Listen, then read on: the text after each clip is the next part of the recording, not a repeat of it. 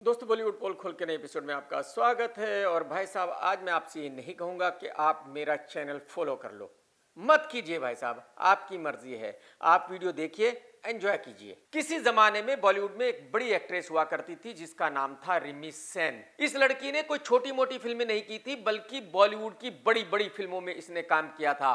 बॉलीवुड के जितने भी बड़े स्टार्स हैं तकरीबन सभी के साथ इसने काम किया था। गोलमाल जैसी फिल्म की हीरोइन भी यही लड़की थी। कुछ सालों के बाद रिमी सेन को काम मिलना बंद हो गया था।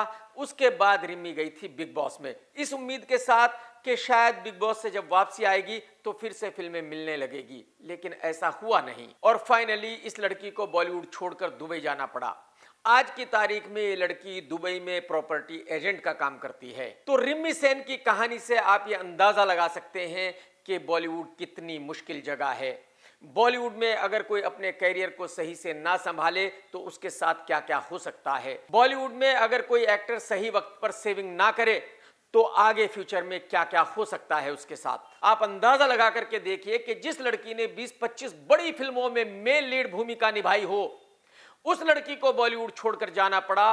वो लड़की आज प्रॉपर्टी बेचकर अपना गुजारा कर रही है। इससे यह भी पता चलता है कि रिमी एक अच्छे घर की लड़की है, एक इज्जतदार लड़की है। उसको काम करके पैसे कमाने हैं, हराम के पैसे उसको नहीं चाहिए। नहीं तो अपने वक्त में वो इतनी बड़ी हीरोइन रही है कि वो भी मिठाई का शोरूम खोल सकती थी और वो भी मुंबई में ठाट के साथ रह सकती थी, BMW मर्सिडीज चला सकती थी। क्योंकि आज के वक्त में बॉलीवुड में ऐसी बहुत सी लड़कियां हैं जिन्होंने एक फिल्म की है या 2 फिल्में की है, लेकिन उनके पास बड़े बड़े घर हैं और भाई साहब मर्सिडीज चलाती हैं, BMW चलाती हैं। ना पैसों की कमी है, ना गाड़ियों की कमी है। और जब कोई काम नहीं है उसके बावजूद भी इतने पैसे हैं तो आप अंदाजा लगा ही सकते हो कि वो पैसे कैसे आते होंगे, कहां से आते होंगे। तो मैं सैल्यूट करता हूं रिमी सेन को कि उसने मिठाई का शोरूम नहीं खोला।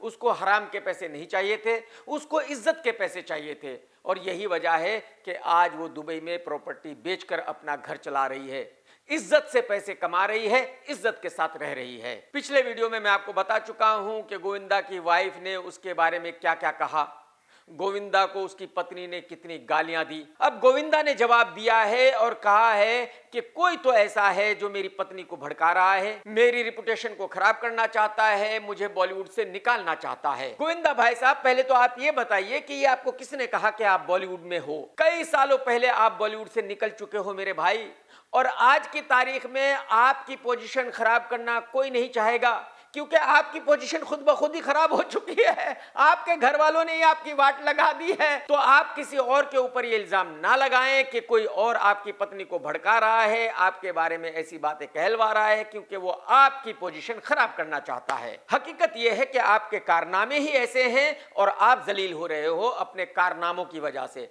आप अपनी पत्नी के साथ बैठिए, उससे बात कीजिए, उसको समझाइए, उसको बताइए कि आप किसी लड़की को डेट नहीं कर रहे हो, आप एक अच्छे पिता हो, आप अपने बच्चों का ख्याल रखोगे। इसी फ्राइडे को बॉर्डर 2 रिलीज होने वाली है और आप सभी जानते हैं कि पब्लिक ने वरुण धवन की रेल बनाई हुई है। वरुण धवन को क्रिटिसाइज किया जा रहा है। ऐसा कहा जा रहा है कि वरुण धवन ने इस फिल्म को बर्बाद कर दिया है। इस फिल्म की एडवांस ओपन हो चुकी है, तकरीबन 7,500 शोज की एडवांस बुकिंग चालू है और मंगलवार की रात तक 4 करोड़ रुपए के टिकट्स बिके हैं ग्रॉस। नेट होगा तकरीबन 3.25 करोड़। आज बुध है, आज का दिन बाकी है, कल जुमेरात है, कल का दिन बाकी है, यानी कि एडवांस बुकिंग के लिए 2 दिन और है। लेकिन जैसी बुकिंग अब तक हुई है वो बहुत ही निराशाजनक है, बहुत ही कमजोर है।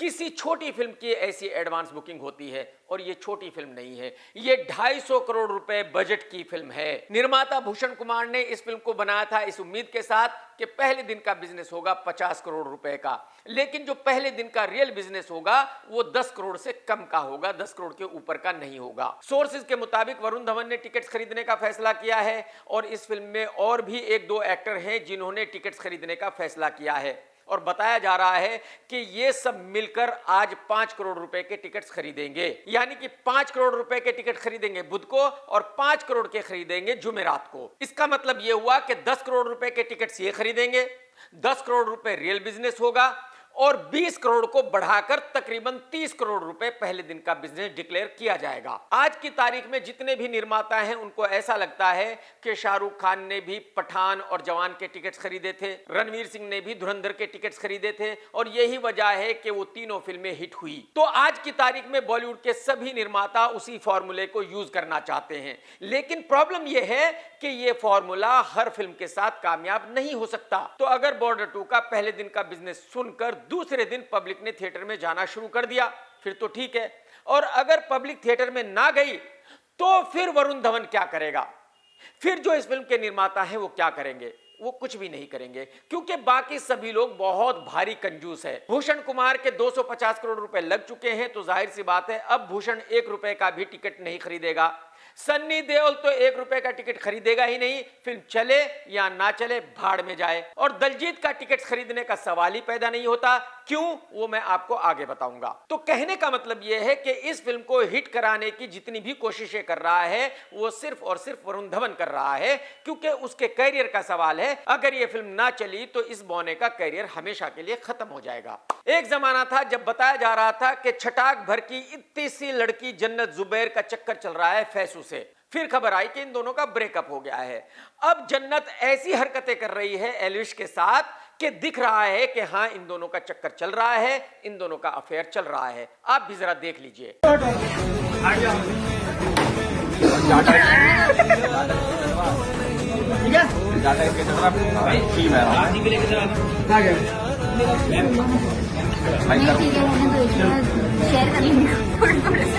हालांकि ये वीडियो उस जगह का है जहां पर ये दोनों एक गाने की शूटिंग कर रहे हैं, लेकिन गाने की शूटिंग करना अलग होता है और जो इन दोनों का बिहेवियर है उससे पता चल रहा है कि हाँ दोनों का इस वक्त अफेयर चल रहा है। लेकिन जो जन्नत है वो इतनी सी लड़की है कि जिंदगी में कोई भी हमेशा के लिए उसका बॉयफ्रेंड रह नहीं सकता, कोई भी उस बेचारी से शादी कर नहीं सकता। तो एल्विश भी कितने दिन इसका बॉयफ्रेंड रहेगा? ज्यादा से ज्यादा 1 महीना, 1.5 महीना, 2 महीने। 2 महीने के ऊपर तो एल्विश भी इसको नहीं झेलेगा और फिर से ब्रेकअप हो जाएगा, गारंटी के साथ कह सकता हूं। फ्राइडे को फिल्म बॉर्डर 2 रिलीज होने वाली है और जो बॉर्डर 2 की टीम है वो यहां वहां प्रमोशन करती घूम रही है।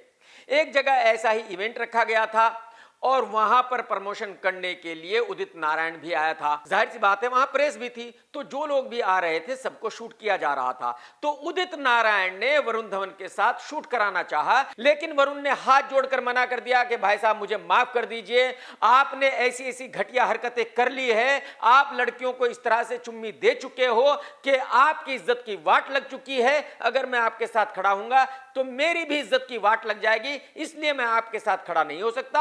आप सोलो खड़े हो जाइए और शूट करा लीजिए।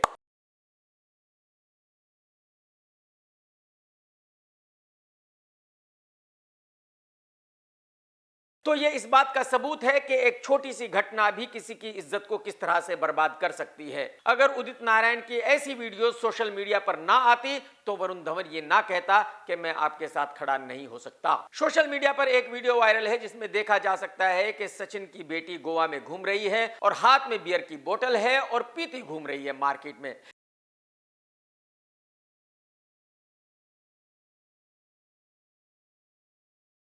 इससे पता चलता है कि ये लड़की 1 नंबर की बेवड़ी है। सचिन की बेटी का ये वीडियो देखकर आप अंदाजा लगा सकते हैं कि जो हमारी बेटियां हैं उनमें और इनमें कितना डिफरेंस है। जो नॉर्मल घरों की बेटियां हैं वो बियर पीने वालों के पास भी खड़ी नहीं हो सकती, और ये लड़की हाथ में बोतल लेकर पूरे मार्केट में घूम रही है पीते हुए। तो भाई साहब इन्हीं लोगों को हाई सोसाइटी के लोग कहा जाता है।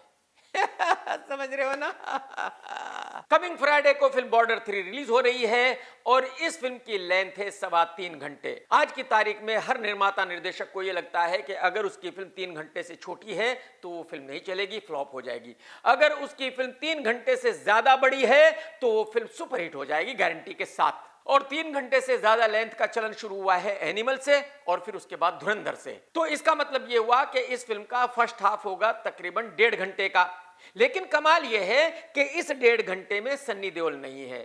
फर्स्ट हाफ में सन्नी देओल का कोई भी सीन नहीं है।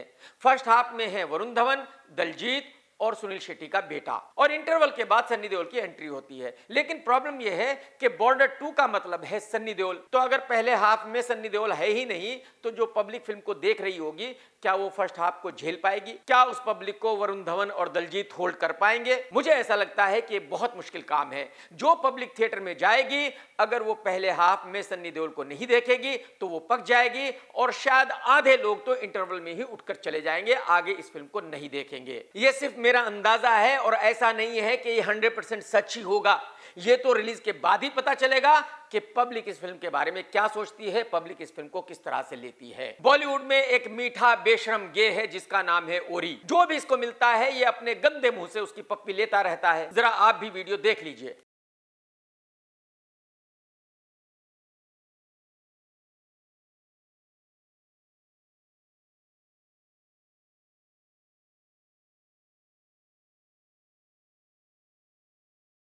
देख लिया आपने कि बेशरम मीठा किस तरह सबकी पप्पियां ले रहा है, और कुछ लोग नाराज भी हो रहे हैं। लेकिन मेरा इन सब लोगों से ये पूछना है कि भाई साहब आप सिर्फ नाराज क्यों हुए? जब इसने ऐसी हरकत की थी तो आपने इसको चमाट क्यों नहीं धरे? आपने इसकी रेल क्यों नहीं बनाई? मैं आप लोगों से कहता हूं कि ऐसे घटिया लोगों को बढ़ावा मत दिया करो। ऐसे घटिया लोगों को उनकी जगह उसी वक्त दिखा दिया करो। कुछ दिनों पहले प्रभास की फिल्म राजा साहब रिलीज हुई थी और उसी फिल्म का एक इवेंट था जहां फिल्म का डायरेक्टर भी आया था और फिल्म की हीरोइन निधि अग्रवाल भी आई थी। जब ये दोनों स्टेज पर खड़े होकर मीडिया के लिए पोज कर रहे थे तो डायरेक्टर ने निधि की कमर में हाथ डालने की कोशिश की, लेकिन निधि ने डायरेक्टर को रोका और कहा कि कमर में हाथ मत डालिए।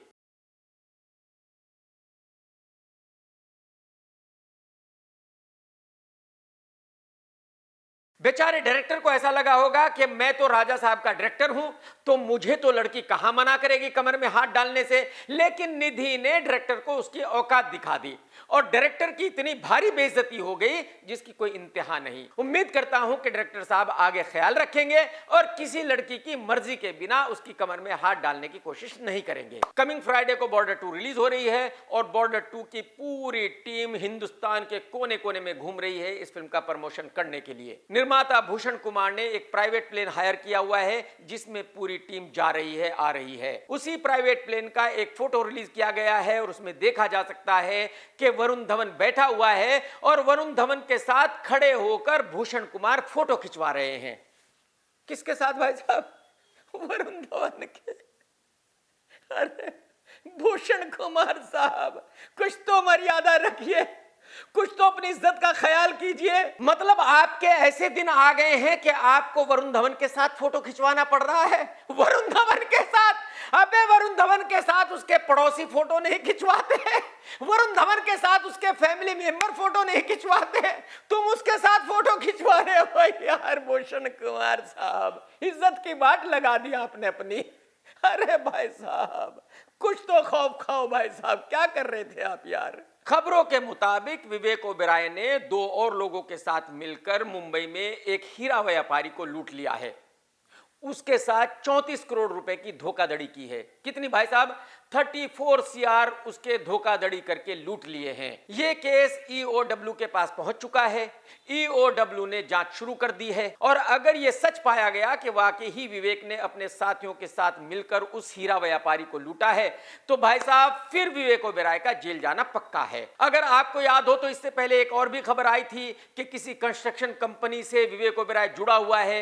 उस कंस्ट्रक्शन कंपनी ने बहुत सारे लोगों को लूट लिया है, बहुत सारे लोगों के साथ धोखाधड़ी की है। मुझे पता नहीं कि वो केस कहां तक पहुंचा, जांच कहां तक पहुंची और क्या सच सामने आया है, लेकिन विवेक का नाम बार बार धोखाधड़ी करने के लिए खबरों में आ रहा है। और एक कहावत है कि जब लकड़ियों में आग लगती है धुआं तो तभी निकलता है, बिना आग के धुआं तो निकल नहीं सकता। तो जाहिर सी बात है ये खबरें 100% गलत तो नहीं हो सकती, कुछ ना कुछ तो सच्चाई जरूर होगी। विवेक ने वाकई ही कुछ ना कुछ तो किया होगा तभी विवेक का नाम आया है, नहीं तो विवेक का नाम क्यों आएगा? अगर आपको याद हो तो पिछले 1 साल से विवेक दबा के पैसे खर्च कर रहा है, अपनी पब्लिसिटी करा रहा है कि विवेक बिलियनर बन चुका है, विवेक दुबई का एक बहुत बड़ा बिजनेसमैन बन चुका है, विवेक ने दुबई में बहुत बड़ी बड़ी बिल्डिंग्स बना डाली है, करोड़ों रुपए कमा लिए हैं। एक्चुअली मुझे ऐसा लगता है कि ये जो धोखाधड़ी की खबरें हैं, शायद इनको दबाने के लिए विवेक इतनी ज्यादा पब्लिसिटी कर रहा था। तो ये बात तो मैं आप लोगों को पहले भी बता चुका हूं कि विवेक जो भी पब्लिसिटी करा रहा है वो सरासर झूठ है। विवेक कोई बिलियनर नहीं है। विवेक किसी तरह अपना गुजारा कर रहा है और बस ऐसी ही खबरें छपवा कर पैसे कमाने की कोशिश कर रहा है बेचारा। बहुत सारे लोग ऐसा भी मानते हैं कि सलमान की वजह से इसका कैरियर खत्म हो गया था, सलमान ने इसका कैरियर खत्म करा दिया था। बिल्कुल गलत है, बिल्कुल झूठ है। इस आदमी से बड़ा कनिंग आदमी बॉलीवुड में कोई दूसरा नहीं है। ये मैं अपने पर्सनल एक्सपीरियंस के साथ कह सकता हूं। ये आदमी वाकई ही अच्छा आदमी नहीं है, इस आदमी का दिल वाकई ही काला है। तो जो आदमी इतना कनिंग हो, जिसका दिल इतना काला हो, वो आदमी कामयाब कभी हो ही नहीं सकता था। तो एक्चुअली इसका कैरियर इसी की वजह से खराब हुआ है, इसका कैरियर इसी की वजह से खत्म हुआ है, क्योंकि इसने जिस भी निर्माता निर्देशक के साथ काम किया उसको परेशान किया। यही वजह है कि निर्माता निर्देशकों ने इसके साथ काम करना बंद कर दिया, इसको अपनी फिल्मों में लेना बंद कर दिया। ये मैं आपको अपने पिछले वीडियो में बता ही चुका हूं कि हनी सिंह ने दिल्ली में क्या हरकत की थी। जब एक शो हो रहा था तो वहां स्टेज पर आकर कैसी गंदी गंदी बातें की थी। अब पंजाब के एक सिंगर जस्सी गिल ने एक वीडियो रिलीज किया है और हनी सिंह के माँ बाप भाई बहनों से रिक्वेस्ट की है कि भाई साहब इसको समझाइए, ऐसी गंदी हरकतें ना करे। सत श्री अकाल जी, मैं बोलना तो नहीं चाहता हूँ बड़े टाइम तो, बट ਇਹ ਹੁਣ ਸਿਰ ਤੋਂ ਪਾਣੀ ਲੰਘ ਗਿਆ ਤਾਂ ਕਰਕੇ ਮੈਂ ਬੋਲ ਰਿਹਾ ਕਿ ਜਿਵੇਂ ਸਾਡੇ ਵੀਰ ਹਨੀ ਸਿੰਘ ਨੇ ਹੁਣ ਇੱਕਦਮ ਹੱਦਾਂ ਬੰਨੇ ਟੱਪ ਦਿੱਤੇ ਨੇ ਤੇ ਮੈਂ ਕਿਉਂਕਿ ਉਹ ਚਲੋ ਸਾਨੂੰ ਤੇ ਰਾਈਵਲਰੀ ਸਮਝ ਲੈਂਦੇ ਵੀ ਚਲੋ ਯਾਰ ਇਹ ਬੰਦੇ ਸੜਦੇ ਆ ਤਾਂ ਕਰਕੇ ਬੋਲਦੇ ਆ, ਪਰ ਮੈਂ ਹੁਣ ਹਨੀ ਸਿੰਘ ਦੇ ਮੰਮੀ ਡੈਡੀ ਭੈਣ ਭਰਾਵਾਂ ਨੂੰ ਬੇਨਤੀ ਕਰਦਾ, ਉਹਦੀ ਅਗਰ ਭੈਣ ਕੋਈ ਹੈਗੀ ਆ ਤੇ ਆਂਟੀ ਅੰਕਲ ਜਿਹੜੇ ਹੈਗੇ ਆ ਉਹ ਪਲੀਜ਼ ਉਹਨੂੰ ਸਮਝਾਉਣ, ਕਿਉਂਕਿ ਇਹ ਬਹੁਤ ਗੰਦ ਜਿਹੜਾ ਨਾ ਇਹ ਹੋਰ ਵਧਣਾ ਅਜੇ, ਕਿਉਂਕਿ ਵੱਧਦਾ ਜਾਣਾ। ਜੋ ਜੇ ਤੁਸੀਂ ਰੋਕਿਆ ਨਾ, ਤੁਹਾਡੀ ਹੋ ਸਕਦਾ ਬੇਨਤੀ ਸੁਣ ਲੇ, ਤੁਹਾਡੀ ਸ਼ਰਮ ਮੰਨ ਲੇ, ਹੋਰ ਤੇ ਕਿਸੇ ਦੀ ਸ਼ਰਮ ਮੰਨ ਨਹੀਂ ਰਿਹਾ। किसी भी शो में स्टेज पर जाकर बच्चों के सामने ऐसी घटिया बातें ना कहे। हमारी बात तो ये सुनने वाला नहीं है, आगे भी ऐसी घटिया हरकतें करता जाएगा। तो बेहतर है कि आप ही लोग इसको समझाओ, आप ही इसको बताओ कि क्या गलत है क्या सही है। ये खबर बॉलीवुड से नहीं है, लेकिन बहुत ही बढ़िया खबर है, आपको ये खबर देखनी चाहिए। एक आदमी ने अपने फ्रेंड से कुछ पैसे उधार लिए थे, वो उधार उसने चुकता नहीं किया और मर गया। जब उसके फ्रेंड को पता चला कि वो तो उधार चुकता किए बिना ही मर गया तो उसको बहुत ज्यादा गुस्सा आया। वो लाठी लेकर उसकी चीता पर पहुंचा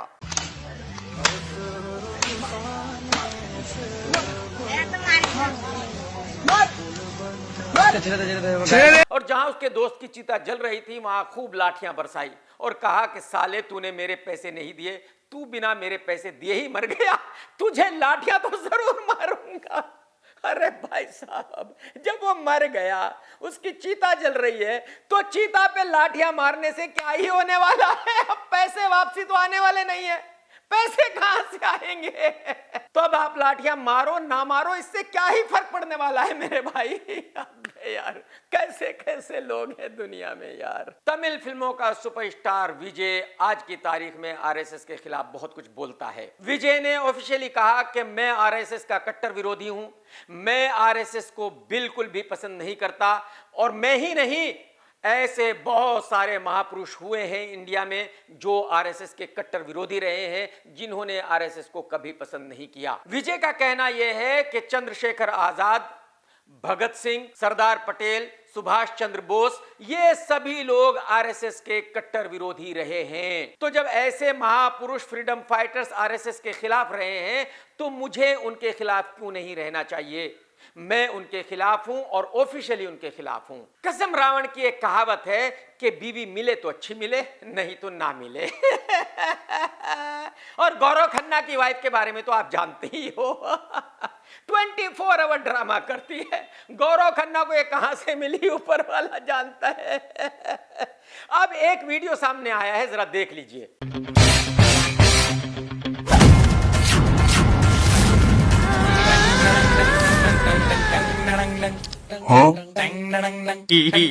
देख लिया भाई साहब आपने, और पहले भी मैं ऐसे कुछ वीडियोस आपको दिखा चुका हूं। यानी कि 24 आवर गौरव खन्ना अपनी पत्नी के पीछे पीछे रहता है, उसकी सेवा करता है। कितने दिन कर पाएगा?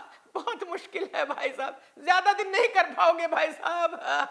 कभी कभी ऐसे वीडियोस देखने को मिलते हैं कि कोई सेलेब अपनी कार में आता है, अचानक से फोटोग्राफर्स को देखता है, गाड़ी में बैठकर वापसी भाग जाता है, क्योंकि वो सेलेब बेचारा बंठन कर नहीं आता, तैयार होकर नहीं आता, उसको नहीं पता कि वहां कोई फोटोग्राफर होगा। और जब फोटोग्राफर को देखता है तो जाहिर सी बात है उसके होश उड़ जाते हैं, क्योंकि बिना मेकअप के तो भूत लगते हैं ये लोग। तो करीना का भी एक ऐसा ही वीडियो सामने आया है, जरा देखिए।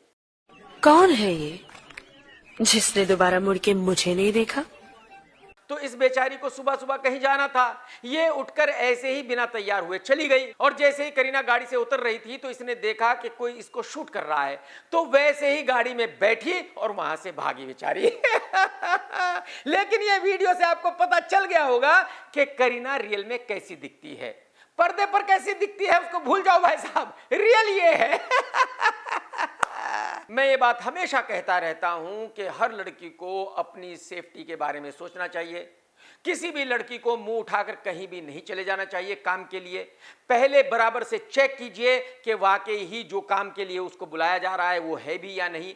ऐसे ही कहीं मत चले जाइए। उदयपुर के कुछ लड़कों ने मुंबई में एक इवेंट मैनेजर लड़की को कॉल किया, उसको कहा कि हम एक बहुत बड़ा इवेंट करना चाहते हैं, आप उदयपुर आ जाइए। वो लड़की इवेंट के लालच में उदयपुर चली गई। जैसे ही वो वहां गई वैसे ही उसको किडनैप कर लिया गया, और लड़की को किडनैप करने के बाद 1 हफ्ते तक उसका कई लोगों ने गैंग रेप किया। ये उसकी खुशकिस्मती है कि वो जिंदा रह गई, नहीं तो ये भी हो सकता था कि वो लड़के उसको मार भी सकते थे। तो जितनी भी लड़कियां बॉलीवुड में काम करती हैं उनको बहुत ही होशियारी से काम करना चाहिए और बहुत ही सोच समझ कर कहीं जाना चाहिए। एक शो आया करता है स्प्लिट विला, और जितने लड़के लड़कियां उसमें जाते हैं वो सब 1 नंबर के नंगे होते हैं। पता नहीं किन फैमिलियों से लड़के लड़कियां आते हैं। जरा आप भी सुन लीजिए एक लड़की स्प्लिट विला में क्या कह रही है। आप लड़के फिर भी बहुत डिसेंट है, but the girls are such bitches, including me, I am a bitch too. और इस शो में क्या क्या होता है वो तो मैं आपको दिखा ही नहीं सकता। कैसे ऑन कैमरा लड़के लड़कियों के साथ बिहेव करते हैं, कैसे किस करते हैं और क्या क्या करते हैं वो नहीं दिखा सकता, लेकिन लड़के लड़कियां शो में कैसी बातें करते हैं ये आपको समझ आ गया होगा। शाहिद कपूर की फिल्म आ रही है ओ रोमियो। ये फिल्म 13 फरवरी को रिलीज होने वाली है ऑल ओवर इंडिया। इस फिल्म के 2-3 पोस्टर रिलीज कर दिए गए हैं, बहुत ही बढ़िया पोस्टर्स हैं। इस फिल्म का एक टीजर भी आया था, वो भी बहुत अच्छा था, और आज इस फिल्म का ट्रेलर रिलीज किया गया है। और ट्रेलर देखकर मैं ये कह सकता हूं कि ये फिल्म एक डिफरेंट फिल्म है। इस फिल्म का डायरेक्शन किया है विशाल भारद्वाज ने, जिसका डायरेक्शन बाकी डायरेक्टरों से बहुत ही अलग होता है और हर फिल्म में अलग होता है। विशाल ने जितनी भी फिल्में आज तक बनाई है बहुत ही अलग बनाई है। विशाल ने पहले भी शाहिद के साथ एक फिल्म बनाई थी जिसका नाम था हैदर, बहुत ही अच्छी फिल्म थी। उस फिल्म में भी विशाल ने शाहिद से बहुत अच्छा काम कराया था, और मुझे लग रहा है कि विशाल ने इस फिल्म में भी शाहिद से बहुत ही कमाल का काम कराया है। मैं आपको बता दूं कि मुंबई में एक रियल शूटर हुआ करता था जिसका नाम था हुसैन उस्तरा, और उसी की रियल कहानी पर इस फिल्म को बनाया गया है। यानी कि काफी दिनों के बाद ऐसी कोई फिल्म आ रही है जिसमें मुंबई अंडरवर्ल्ड के किसी शूटर को दिखाया गया है। इस फिल्म में तृप्ति और शाहिद पहली दफा साथ काम कर रहे हैं और दोनों बहुत ही अच्छे दिख रहे हैं। अब जो कुछ ट्रेलर देखने के बाद मेरी समझ में आया वो मैंने आपको बता दिया। बाकी चीजें तो तभी क्लियर होंगी जब ये फिल्म रिलीज होगी, तभी पता चलेगा कि ये फिल्म कितनी अच्छी है या कितनी बुरी है, पब्लिक को कितनी पसंद आएगी या नहीं आएगी। शाहरुख खान की फिल्म द किंग इसी साल रिलीज होने वाली है और क्लियर हो गया है कि ये फिल्म क्रिसमस पर रिलीज होने वाली है। ये टाइम बहुत ही कमाल का टाइम है। जो भी फिल्म इस वक्त में रिलीज होती है हमेशा ही वो हिट हो जाती है। अभी ईद पर धुरंधर 2 रिलीज होने वाली है, गांधी जयंती यानी कि 2 अक्टूबर को रिलीज होने वाली है दृश्यम 3, दिवाली पर रणबीर कपूर की फिल्म रामायण रिलीज हो रही है। तो एक तरह से देखा जाए तो जितने भी बड़े त्योहार हैं या बड़े वीक हैं उन पर कौन सी फिल्में रिलीज होने वाली है ये फाइनल हो गया है। एक 15 अगस्त बाकी है, अभी तक क्लियर नहीं है कि 15 अगस्त को कौन सी फिल्म रिलीज होगी। मेरे पिछले वीडियो पर आप में से बहुत सारे लोगों ने कमेंट्स किया और कहा कि ये मैंने गलत किया है कि AR रहमान ने सलमान खान के साथ काम नहीं किया। आप में से बहुत ज्यादा लोगों ने ये कहा कि AR रहमान ने सलमान की फिल्म युवराज में म्यूजिक दिया था। कभी कभी आप लोग अपने आप को बहुत ही तुर्रम खान समझ लेते हो, बहुत ही होशियार समझ लेते हो और फिर ऐसी गलती करते हो। मैंने अपने वीडियो में ये नहीं कहा था कि AR रहमान ने सलमान की किसी फिल्म में म्यूजिक नहीं दिया। मैंने ये कहा था कि AR रहमान और सलमान ने कभी साथ में काम नहीं किया। इन दोनों ने साथ में में काम नहीं किया, इसका क्या मतलब है? इसका मतलब यह है कि रहमान ने सलमान की किसी उस फिल्म में म्यूजिक नहीं दिया जिसका वो निर्माता है, क्योंकि म्यूजिक डायरेक्टर को जो फाइनल करता है वो होता है डायरेक्टर या निर्माता। फिल्म युवराज का निर्माता निर्देशक कौन था भाई साहब? सुभाष घई।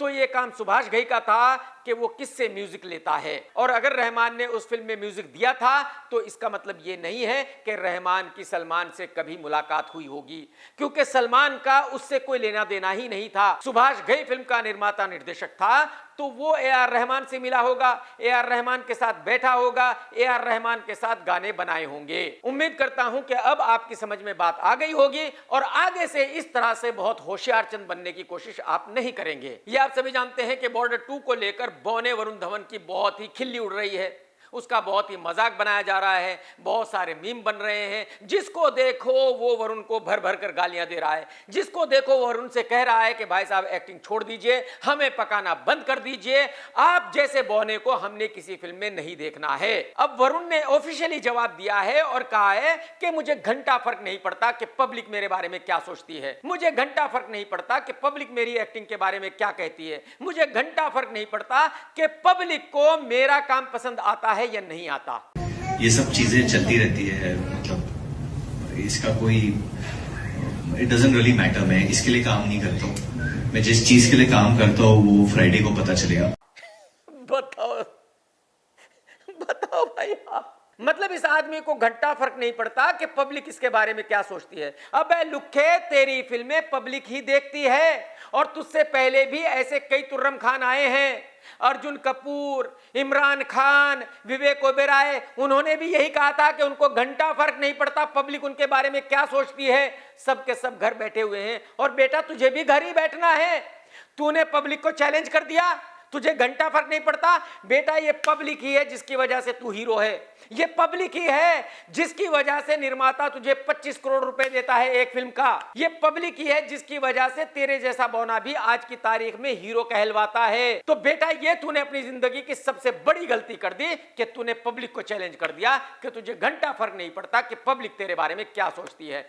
तू देख लेना 2 फिल्मों के बाद बेटा तू घर बैठा होगा और फिर तुझे याद आ रहा होगा कि पब्लिक की क्या पावर है, पब्लिक क्या कर सकती है। पब्लिक जिसे चाहे हीरो बना सकती है और जिसे चाहे जीरो बना सकती है। समझ गया बौने? संजय लीला भंसाली ने एक फिल्म बनाई है एज ए प्रोड्यूसर जिसका नाम है 2 दीवाने शहर में, और इसमें हीरोइन है मृणाल ठाकुर और हीरो है झुग्गी एक्टर सिद्धांत चतुर्वेदी। ये इस बात का सबूत है कि कभी कभी कोई बड़ा निर्माता निर्देशक भी कितनी बड़ी गलती कर देता है। आप जरा अंदाजा लगा करके देखिए कि संजय लीला भंसाली को क्या जरूरत पड़ी थी कि वो झुग्गी एक्टर के साथ फिल्म बनाए, उसका निर्माता बने। चलो मान लिया कि इस फिल्म में जी ने पैसा लगाया है, एसएलबी ने जी को लंबा लपेटा होगा, एसएलबी ने करोड़ों रुपए अंदर किए होंगे, एसएलबी ने जी को दबा के लूटा होगा। लेकिन मैं एसएलबी से जानना चाहता हूं कि भाई साहब पैसा ठीक है, लेकिन इज्जत भी कोई चीज होती है। अगर आपका नाम एक झुग्गी एक्टर की फिल्म पर एज ए निर्माता आता है तो आपकी क्या इज्जत रह गई वो तो बताओ आप। अच्छा, जो इस फिल्म का टीजर है इतना वाहियात है, इतना घटिया है जिसकी कोई इंतहा नहीं है। ये झुग्गी एक्टर अब तक 10-12 फिल्में कर चुका है और सब बड़े निर्माताओं की फिल्में की है इसने भाई साहब, यशराज, धर्मा, एसएलबी, और आज तक एक भी फिल्म नहीं चली क्योंकि इस लुखे को कोई एज ए हीरो देखना ही नहीं चाहता। और इस फिल्म का क्या होगा? इस फिल्म का भी वही होगा जो झुग्गी एक्टर की बाकी सभी फिल्मों का हुआ है, यानी कि ये फिल्म भी सुपर डुपर डिसास्टर होगी। जी वैसे ही डूब रहा है, जी के शेयर की वैल्यू आज तक की हिस्ट्री में सबसे कम हो गई है, जी वैसे ही कभी भी बंद होने वाला है। तो जाहिर सी बात है ये फिल्म भी जी की हेल्प करेगी बंद होने में। ओटीटी एक्टर इमरान हाशमी की कोई ना कोई ओटीटी फिल्म रिलीज होती रहती है, वेब सीरीज रिलीज होती रहती है, और आप यकीन कीजिए ओटीटी पर भी इसकी फिल्म या वेब सीरीज कोई नहीं देखता। मतलब जिस वेब सीरीज या फिल्म में ये आता है उसके फ्लॉप होने की गारंटी बन जाता है। अब इस ओटीटी एक्टर की एक और वेब सीरीज रिलीज हुई है, उसमें हीरोइन है जोया अफरोज। मैं आपको ये बता दूं कि ये लड़की लखनऊ की है, इसका फादर सहारा में काम किया करता था, सहारा भी खत्म हो गया है, आपको पता ही है सहारा भी बंद हो गया है। हिमेश ने एक फिल्म बनाई थी एक्सपोजर जो 2014 में रिलीज हुई थी, उस फिल्म में इस लड़की को हिमेश ने लॉन्च किया था और उससे पहले ये लड़की मिस इंडिया बन चुकी थी। लेकिन इंस्टा पे अपने बायो में इसने लिखा है कि ये मिस इंडिया बनी है 2022 में। बताइए क्या क्या देखना पड़ेगा साला एक ही जीवन में। ऊपर वाले ने किस गोले पे भेज दिया मुझे, जहां ऐसे ऐसे फ्रॉड रहते हैं, ऐसे ऐसे चीटर रहते हैं। मतलब इसको ये भी याद नहीं रहा कि इसने एक फिल्म की थी एक्सपोजर, उससे पहले ये मिस इंडिया बनी थी। इस मैडम को क्या लगता होगा कि अगर दुनिया को ये बताएगी कि ये तो 20-25 साल की है तो लोग यकीन कर लेंगे। मैं आपको बता दूं, जब इसने एक्सपोजर की थी उस वक्त इसकी उम्र थी तकरीबन 25 साल और 10-11 साल पहले वो फिल्म की थी। तो अब आप खुद ही समझ सकते हैं कि इसकी एज आज की तारीख में है तकरीबन 35 इयर्स। 2014 में एक्सपोजर करने के बाद 2024 तक इसको किसी ने काम नहीं दिया, क्योंकि जिस वक्त इसने एक्सपोजर की थी उस वक्त तो ये अपने आप को ऐश्वर्या मान रही थी। इसका ऐसा मानना था कि भाई मिस इंडिया ये है, फिल्म में ये आ चुकी। तो अब तो बॉलीवुड के सभी निर्माता निर्देशक इसके पीछे भागेंगे, इसको फिल्म देंगे। लेकिन इस मैडम को ये नहीं पता था कि मैडम जी यहां फिल्में पाने के लिए मिठाई का शोरूम खोलना पड़ता है, बिना मिठाई का शोरूम खोले यहां फिल्में नहीं मिलती। मैं फ्लॉप एक्ट्रेसेस की बात कर रहा हूं, फ्लॉप एक्ट्रेसेस की, कामयाब एक्ट्रेसेस की बात नहीं कर रहा हूं। तो ये 10 साल तक धक्के खाती रही, कोई काम नहीं मिला।